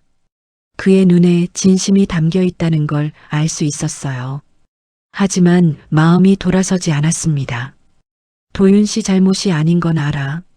근데 나 이제 그 집안 며느리 될 생각 없어. 나도 생각 많이 했어. 우리 엄마를 무릎 꿇게 한 사람들이랑 가족이 되는 건 상상할 수가 없더라. 명절마다 그 사람들 얼굴 보면서 어떻게 살아. 도윤은 아무 말도 하지 못했어요. 서아가 돌아서며 마지막으로 말했습니다. 잘 살아, 도윤 씨. 좋은 사람 만나. 도윤의 눈이 붉어졌어요. 하지만 서아를 붙잡지는 못했습니다. 그렇게 서아는 돌아섰습니다. 도윤은 그 뒷모습을 바라보며 서 있었어요. 자신이 아무것도 막지 못했다는 게 그 어떤 말보다 무거웠습니다. 발걸음이 떨어지지 않았어요. 그날 저는 처음으로 제 발로 떠났습니다. 좋아했던 사람이었지만 그보다 중요한 게 있었어요. 엄마였습니다. 평생 나를 위해 살았던 엄마를 짓밟은 사람들의 가족이 될 수는 없었어요. 그건 행복이 아니라 배신이었으니까요. 집으로 돌아와 엄마 옆에 앉았습니다. 엄마가 물었어요. 도윤 씨 만났어? 네, 만났어요. 잘 가라고 했어요. 엄마는 아무 말 없이 제 손을 잡아주었습니다. 그 따뜻한 손길에 눈물이 났어요. 이제 우리 모녀에게는 새로운 시작이 기다리고 있었습니다. 더 이상 숨지 않아도 되는 당당한 시작이요. 한서 전략 기술의 퇴거 기한이 일주일 앞으로 다가왔습니다. 회사는 급하게 새 사무실을 구해야 했어요. 하지만 갑질 기업이라는 소문 때문에 좋은 건물들은 입주를 거절했습니다. 중심가의 빌딩들은 하나같이 고개를 저었어요. 결국 외곽의 낡은 건물에 자리를 잡을 수밖에 없었습니다. 화려했던 장성 타워와는 비교도 안 되는 곳이었어요. 이사 준비로 사무실은 어수선했어요. 박스들이 쌓이고 직원들은 짐을 싸면서도 불안한 표정이었습니다. 언제 회사가 문을 닫을지 모른다는 소문까지 돌았거든요. 영숙은 이사짐을 정리하면서도 분이 풀리지 않았습니다. 하지만 더 이상 큰 소리칠 처지가 아니었어요. 회사 매출은 반토막 났고 직원들도 하나둘 떠나고 있었습니다. 30년 넘게 키운 회사가 이렇게 무너지다니 믿기지 않았어요. 영숙은 밤마다 잠을 이루지 못했습니다.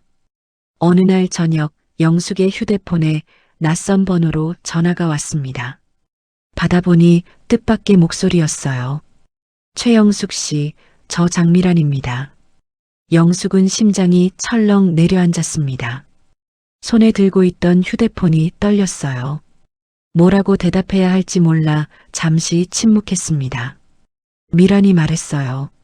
제가 드릴 말씀이 있어요. 시간 괜찮으시면 만나주실 수 있나요? 영숙은 순간 머뭇거렸어요. 이 여자가 나한테 또 무슨 굴욕을 주려고, 아니면 더 큰 벌을 내리려는 건가. 하지만 지금 상황에서 거절할 처지가 아니었습니다. 알겠습니다. 어디로 가면 될까요? 다음 날 오후 3시 영숙은 미란이 지정한 카페에 도착했습니다. 조용한 호텔 라운지였어요. 창문이 큰 자리에 햇살이 따뜻하게 들어왔습니다.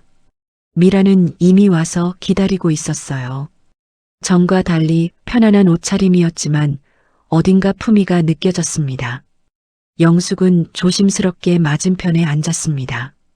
손이 떨렸어요. 뭐라고 먼저 말을 꺼내야 할지 몰랐습니다. 커피잔을 들었다가 내려놓기를 몇 번 반복했어요. 미란이 먼저 입을 열었습니다.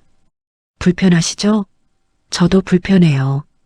하지만 이 자리를 마련한 건 우리 서아 때문이에요. 영숙은 고개를 들었습니다. 서아? 왜 서아 얘기가 나오지? 미란이 계속 말했어요. 서아가 도윤 씨랑 헤어지기로 했어요. 본인 결정이에요.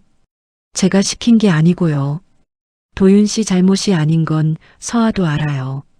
그래도 떠나기로 한 거예요. 영숙은 잠시 침묵했습니다. 알고는 있었어요. 도윤이 며칠째 방에 틀어박혀 밥도 안 먹는다는 걸요. 아침마다 눈이 퉁퉁 부어서 나오는 아들을 볼 때마다 가슴이 아팠습니다. 미란이 말을 이었어요. 근데 제가 생각해 봤어요. 서아가 왜 이런 선택을 했을까? 도윤 씨를 좋아하면서도 왜 떠나기로 했을까? 한참을 고민했어요. 영숙은 대답하지 못했어요. 그건 저 때문이에요. 제가 당한 일들 때문에 서아가 그 집안을 받아들일 수 없게 된 거예요. 엄마를 짓밟은 사람들의 가족이 될 수 없다고 했어요. 그리고 그건 결국 최영숙 씨, 당신 때문이기도 해요. 영숙의 얼굴이 굳어졌습니다. 반박하고 싶었지만 할 말이 없었어요. 가슴이 뜨끔했습니다. 미라는 차분하게 계속했어요. 저도 참 많이 원망했어요. 로비에서 뺨 맞았을 때, 사람들이 다 보는 앞에서 무릎 꿇고 바닥 닦았을 때, 도둑 누명 쓰고 공개 사과했을 때, 정말 죽고 싶을 만큼 치욕스러웠어요. 매일 밤 울면서 잠들었어요. 하지만 다 참았어요. 서아 때문에. 영숙의 눈이 흔들렸습니다.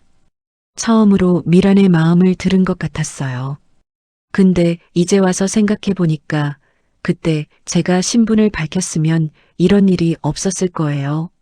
저도 결국 숨기고 있었던 거잖아요. 그것도 제 선택이었어요. 청소복 입고 딸 곁에 있고 싶었던 건 저였으니까.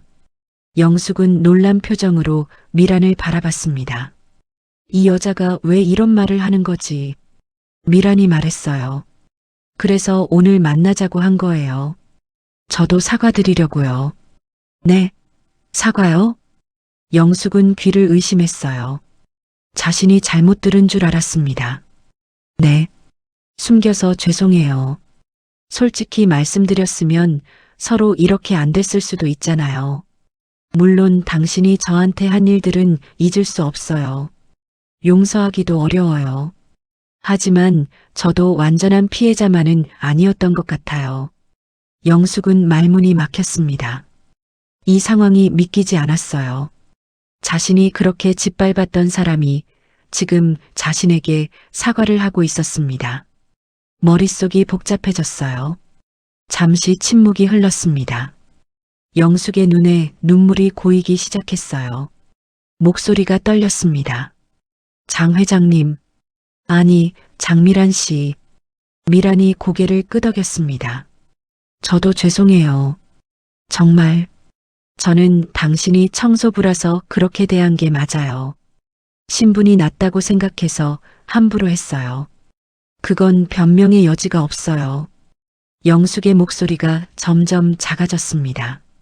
근데 회장님이신 줄 알았어도 제가 다르게 대했을까 생각해보면 그것도 자신이 없어요. 저는 원래 그런 사람이었나 봐요. 사람을 직업으로, 돈으로만 봤던 눈물이 볼을 타고 흘러내렸어요. 남편 말이 맞았어요. 청소부도 사람인데 저는 사람 취급을 안 했어요. 그게 부끄러워요. 이 나이 먹도록 그걸 몰랐어요. 미라는 잠시 영숙을 바라봤습니다. 진심이 느껴졌어요. 적어도 이 순간만큼은요. 미란의 표정도 조금 누그러졌습니다. 미란이 조용히 말했어요. 저도 당신이 미웠어요. 정말 많이요. 매일 밤 그 장면이 떠올랐어요. 근데 미워만 하면서 살기엔 제 인생이 너무 아까워요. 그래서 이 자리를 만든 거예요. 미움을 내려놓으려고요. 영숙은 고개를 숙였습니다. 감사해요. 이렇게 만나주셔서 저 같으면 절대 안 만났을 거예요. 당장 얼굴 보기도 싫었을 텐데. 두 사람은 잠시 말없이 앉아 있었습니다. 창밖으로 늦은 오후 햇살이 들어왔어요.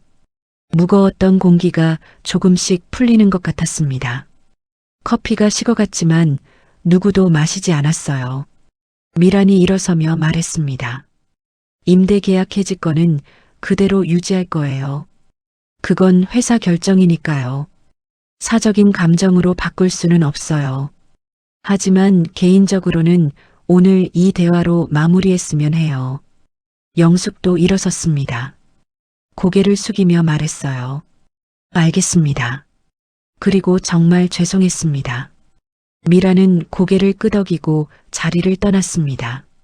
영숙은 한참 동안 그 자리에 서 있었어요. 가슴속에 있던 무거운 돌덩이가 조금 내려간 것 같았습니다. 하지만 동시에 자신이 너무 부끄러웠어요.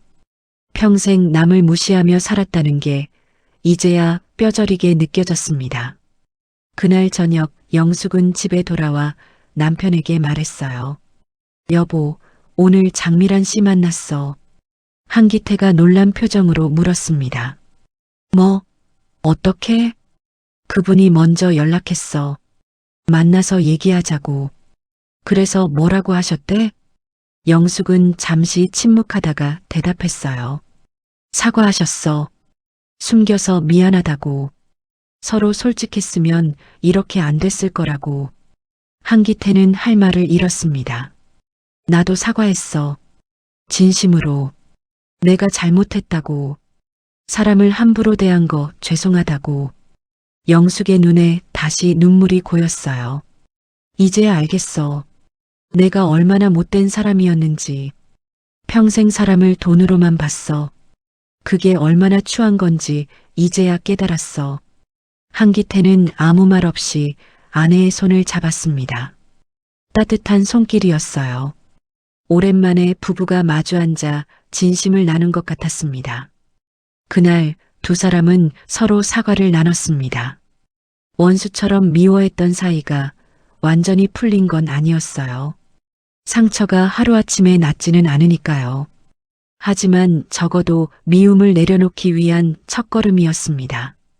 엄마는 그렇게 자신의 방식으로 마무리를 짓고 있었어요. 복수가 아니라 정리를요. 그리고 저는 그런 엄마가 정말 자랑스러웠습니다. 한서 전략 기술이 장성타워에서 완전히 퇴거한 지 일주일이 지났습니다. 외곽의 낡은 건물로 이사한 뒤 회사 분위기는 많이 가라앉았어요. 하지만 한기태와 영숙은 포기하지 않았습니다. 다시 시작하기로 마음먹었어요. 어느 날 아침 영숙이 남편에게 말했습니다. 여보, 우리 처음부터 다시 해보자. 예전에 이 회사 시작할 때도 아무것도 없었잖아. 그때처럼 하면 돼. 한기태는 고개를 끄덕였어요. 그래, 당신 말이 맞아. 건물이 좋으면 뭐해. 사람이 중요한 거지. 두 사람은 남은 직원들을 모아놓고 솔직하게 말했습니다. 지금 회사가 어렵습니다. 떠나고 싶은 분은 떠나셔도 됩니다. 하지만 함께 다시 시작할 분이 계시다면 최선을 다하겠습니다. 놀랍게도 절반 이상의 직원들이 남기로 했어요. 그들은 월급이 줄어도 회사와 함께하겠다고 했습니다. 영숙은 처음으로 직원들에게 고개를 숙였어요. 고맙습니다. 정말 고맙습니다. 그동안 갑질하듯 직원들을 대했던 영숙이었지만 이번 일을 겪으며 많이 달라졌습니다. 사람의 소중함을 깨달은 거예요. 같은 시각 장성타워 회장실에서는 미란과 서아가 마주 앉아 있었습니다. 창밖으로 도시의 풍경이 한눈에 내려다 보였어요. 미란이 딸에게 물었습니다. 서아야, 이제 어떻게 할 거야? 시청 일은 계속할 거지? 서아는 고개를 끄덕였어요. 네, 엄마. 공무원 일 좋아해요. 시민들 도와드리는 거 보람 있고요. 미라는 미소를 지었습니다. 그래, 내가 좋아하는 일하는 게 제일이야. 엄마 회사 물려받을 필요 없어. 내 인생은 내가 사는 거야. 서아는 그 말에 눈시울이 붉어졌어요. 엄마, 그동안 미안했어요. 엄마가 청소부인 게 부끄러웠어요. 결혼 때문에 엄마를 숨기려고까지 했잖아요. 미라는 딸의 손을 잡았습니다. 다 지난 일이야.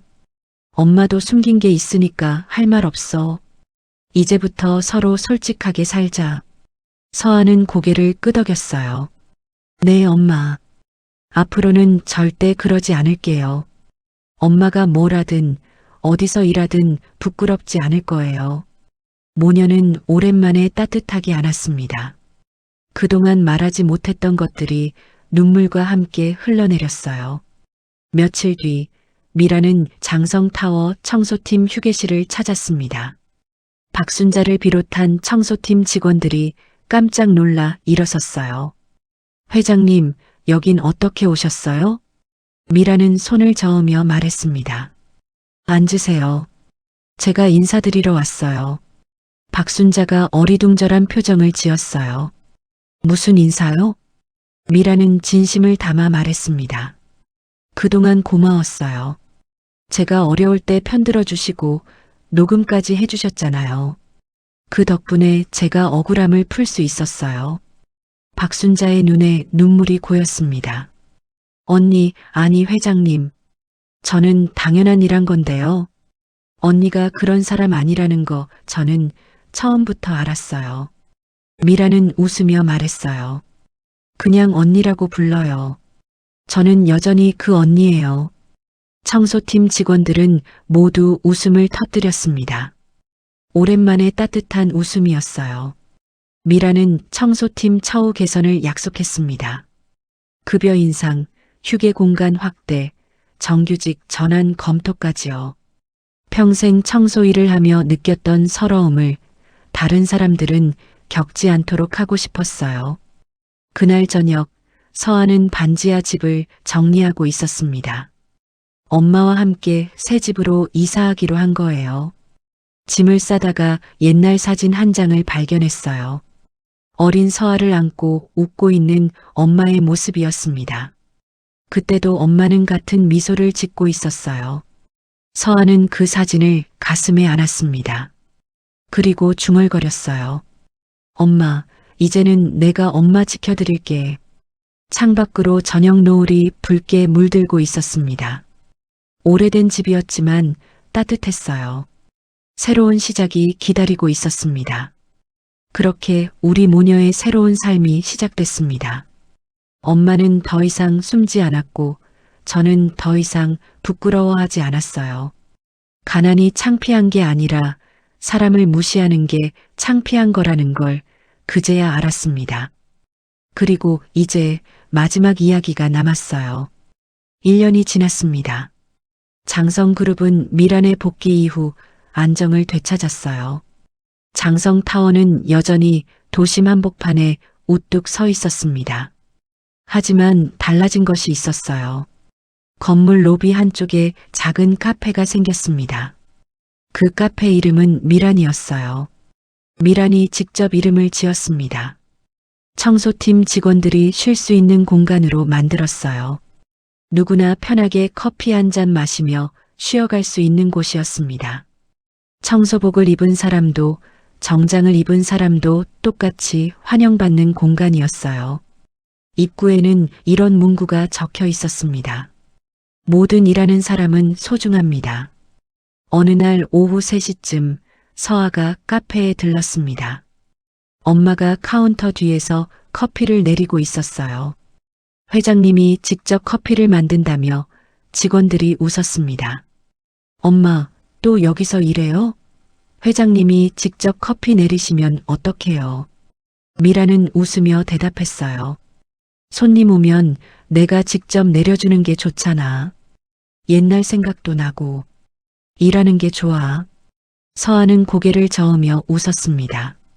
엄마는 회장이 됐어도 여전히 일하는 게 좋은 사람이었어요. 가만히 있으면 손이 근질근질하다던 엄마였죠. 카페 창가에 앉아 커피를 마시던 서아가 물었습니다. 엄마, 왜 청소 일을 그렇게 오래 했어요? 회장님이면서 비서한테 시키면 되잖아요. 미라는 잠시 생각하다가 대답했어요. 내 곁에 있고 싶었어. 회장으로 바쁘게 살면 너를 제대로 못 볼 것 같았거든.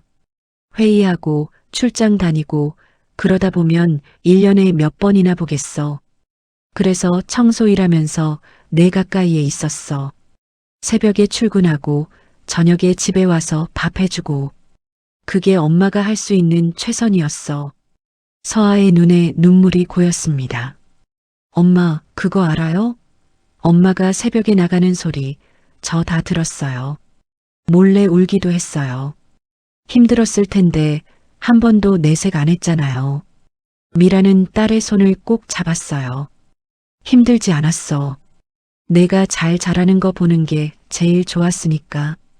공부 열심히 하고 공무원 시험 붙었을 때 얼마나 기뻤는데. 모녀는 말없이 손을 잡고 있었습니다. 창밖으로 햇살이 따뜻하게 들어왔어요. 그때 카페 문이 열리고 박순자가 들어왔습니다. 청소복 차림이었어요. 어머, 회장님. 또 커피 만들고 계시네. 언제까지 그러실 거예요? 미란이 웃으며 말했어요. 순자 씨, 오늘 커피 맛있게 내렸어. 한 잔 드려요. 박순자는 카운터에 앉으며 말했습니다. 세상에 회장님한테 커피 타주시다니. 평생 복 받았나 봐요. 세 사람은 함께 웃었습니다. 카페 안은 따뜻한 웃음소리로 가득 찼어요. 1년 전만 해도 상상할 수 없던 풍경이었습니다. 저녁 무렵 미란과 서아는 새 아파트로 돌아왔습니다. 반지하 집을 떠나 햇살 잘 드는 곳으로 이사했어요. 거실 창문으로 노을이 붉게 물들어 들어왔습니다. 참 아름다운 저녁이었어요. 미란이 딸에게 말했어요. 서아야, 엄마가 평생 바랐던 건 딱 하나야. 내가 행복하게 사는 거. 그게 다야. 서아는 엄마를 안았습니다. 엄마, 저도 바라는 거 하나 있어요. 엄마가 행복하게 사는 거요. 이제는 엄마 차례예요. 미란의 눈에도 눈물이 고였어요. 평생 딸을 위해 살았던 엄마가 처음으로 자신의 행복을 허락받은 순간이었습니다. 두 사람은 오랫동안 안고 있었어요. 엄마는 평생 청소부로 살면서도 한 번도 불평하지 않았어요. 왜냐하면 그게 딸 곁에 있을 수 있는 유일한 방법이었으니까요. 그리고 저는 그런 엄마가 세상에서 제일 자랑스럽습니다. 그날 밤 저는 엄마 옆에 앉아 오래도록 이야기를 나눴어요. 어린 시절 이야기, 힘들었던 날들, 그리고 앞으로의 꿈까지요. 엄마는 웃으며 들어주셨습니다. 이 이야기는 여기서 끝이지만 우리 모녀의 삶은 이제 시작이에요. 더 이상 숨지 않고 부끄러워하지 않고 엄마의 이름으로 당당하게요. 모든 일하는 분들이 존중받는 세상을 꿈꾸며요. 끝까지 들어주셔서 감사합니다. 오늘 준비한 이야기는 여기까지입니다. 오늘의 이야기가 당신의 마음에 작은 울림을 드렸다면 앞으로도 당신의 나날에 잔잔한 위로가 될 이야기들로 찾아뵐 수 있도록 구독과 좋아요를 눌러주세요. 그리고 사연의 주인공을 위한 따뜻한 말씀도 댓글로 부탁드립니다. 당신의 오늘을 늘 응원합니다. 바람 같은 이야기였습니다.